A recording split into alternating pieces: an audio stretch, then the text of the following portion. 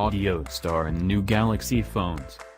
Samsung on Sunday raised the curtain on the latest models of its flagship Galaxy smartphones, the S9 and S9 Plus, featuring improved imaging and audio performance. Two standout features in the 12-megapixel rear-facing camera are improved low-light performance and super slow-mo video.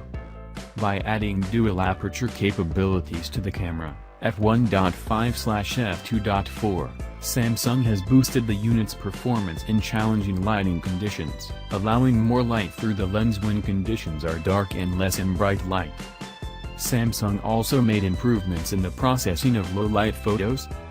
They've improved the noise reduction, which is important in a low-light photograph, said Ross Rubin, principal analyst at Reticle Research. Very often, when you take a picture in low light, you'll see a lot of graininess, he told Tech News World.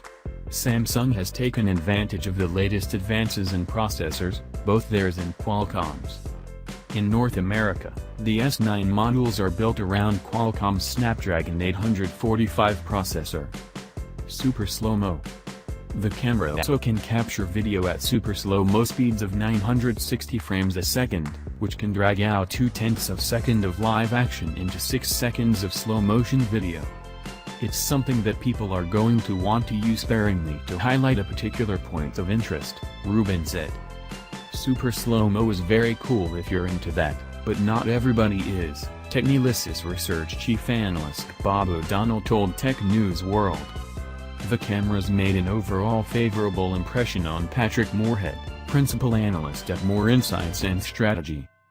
The S9 and S9 Plus cameras look incredible, especially the S9 Plus, he told Tech News World. They're a melting pot of all the desired features users will find important, plus a few features, like super slow-mo, that people will want, Moorhead said. While I need to test the S9 Plus, it very well could be the best camera available. R emoji and 360 sound. The new Galaxy models support the creation of augmented reality emoji. The feature can analyze a two-dimensional image of a user and map out more than 100 facial features to create a three-dimensional model that reflects and imitates expressions, like winks and nods. The R emojis can be shared through video, as well as stickers and AGIF files, which are compatible with most third-party messaging platforms. However, Samsung may need to work out some kinks in the feature. It doesn't work that well, Technilysis' O'Donnell said. In my case, the emoji didn't look like me. Samsung has beefed up the sound systems in the new S9s. The phones have stereo speakers tuned by AKG, and they support Dolby Atmos, creating a 360-degree sound effect. The S9 models are about 40% louder than their S8 predecessors, Moorhead noted.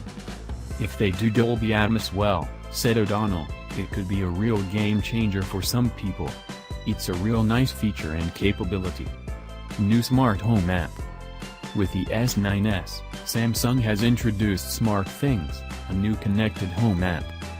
The app can serve as a central hub to control both Samsung and other brands' connected devices at home, in the office or on the go, the company said. Samsung is trying to solve one of the biggest issues in home automation, and that is having too many apps that don't work together, Moorhead explained. SmartThings pulls together hundreds of home automation devices, most non-Samsung, with one app to manage them and have them work together, he said. Conceptually, it looks great, but the devil is in the details of what it can actually talk to and what it can't, observed O'Donnell. Samsung also introduced a new docking station with the Galaxy models. The DexPad allows the smartphones to connect to a monitor, keyboard and mouse. The new DexPad gives Samsung an enterprise competitive edge for sure, Moorhead said.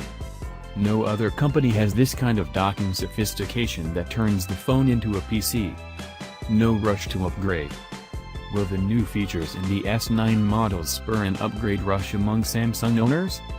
It will be a tough sell for Galaxy S8 owners. The S8 already has strong imaging capabilities, Reticle's Rubin observed. It's really about providing some extra incentive for people with older handsets to upgrade now, he said. The improvements in the phones are well executed but incremental, according to O'Donnell. The phone market has become one of incremental changes for everybody, he said.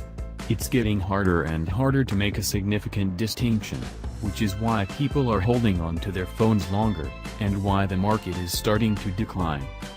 The 5.8-inch S9 and 6.2-inch S9 Plus have Super AMOLED displays with resolutions of 2960 by 1440 pixels, and they include 64 GB of memory.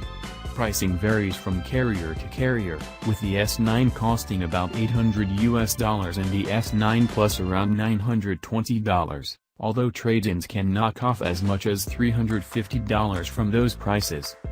The Galaxy S9 and S9 Plus will be available starting March 16 in select markets and will be offered in midnight black, titanium gray, coral blue and the new lilac purple.